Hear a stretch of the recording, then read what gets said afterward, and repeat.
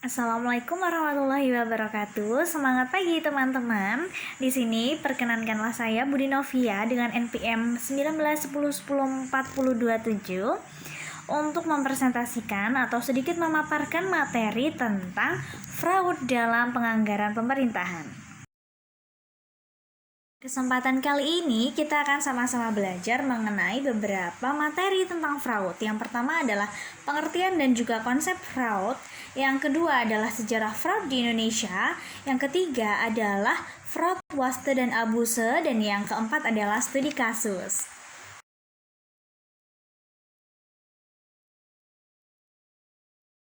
Kita kenalan dulu nih, apa pengertian dari fraud. Nah, fraud adalah tindakan yang sengaja dilakukan untuk memperoleh keuntungan yang tidak sah, baik untuk dirinya sendiri maupun untuk lembaga, dengan cara yang tidak dibenarkan oleh aturan hukum yang berlaku. Dan tindakan penipuan ini dapat dilakukan dengan berbagai macam motif dan dengan bentuk untuk keuntungan yang didapatkan untuk diri sendiri tentunya.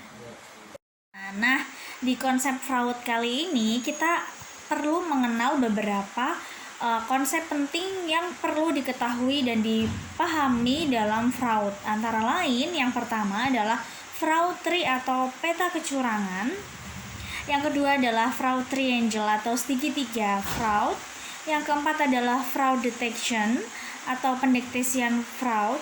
Kemudian yang keempat, red flag atau tanda bahaya.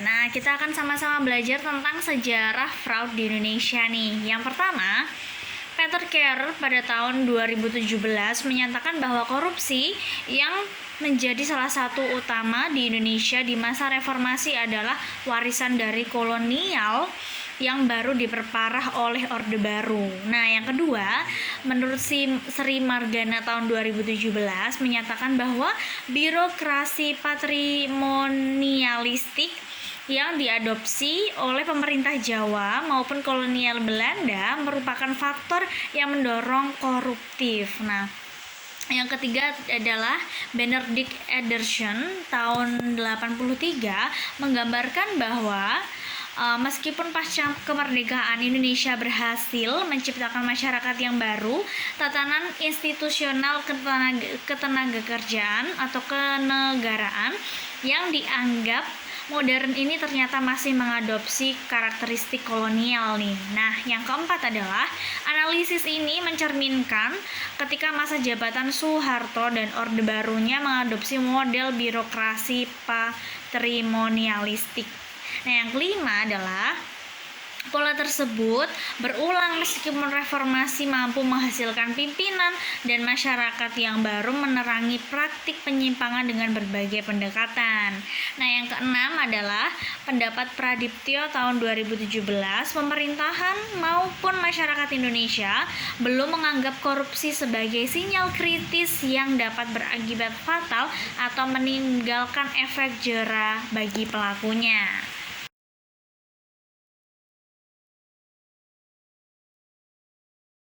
Kita akan sama-sama belajar tentang fraud, waste, dan juga abuse.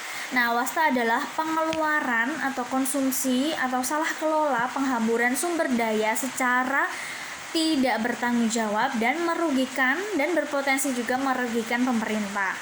Nah, dari definisi tersebut, waste belum tentu merupakan sebuah fraud. Namun masih memungkinkan munculnya tuduhan atau dakwaan apabila dalam pemeriksaan tuduhan dakwaan tersebut ditemukan unsur kesengajaan praktik kecurangan, maka waste akan menjadi praktik fraud. Nah, bentuk penyimpangan kedua adalah abuse atau penyalahgunaan, penganiayaan, atau penggunaan yang berlebihan.